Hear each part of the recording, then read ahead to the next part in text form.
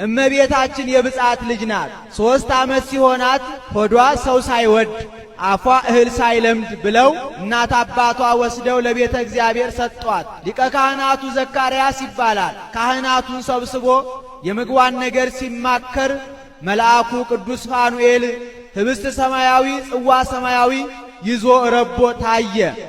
ዘካርያስ ዛሬስ ሀብቴን ማዕረጌን በሰው መካከል ሊገልጥልኝ ነው ብሎ ሊቀበል ቢነሳ መልአኩ ወደ ላይ ሰቀቀበት።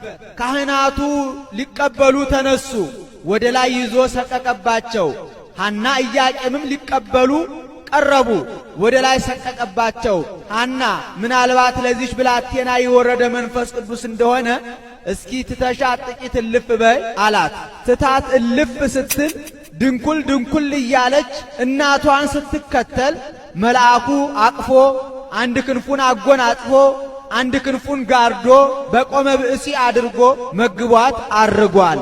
የምግቧ ነገርስ ከተያዘልን ከሰው ጋር ምን ያጋፋታል? ኑሮዋ ከቤተ መቅደስ ይሁን ብለው ከቤተ መቅደስ አግብተው ትተዋት ሄደዋል።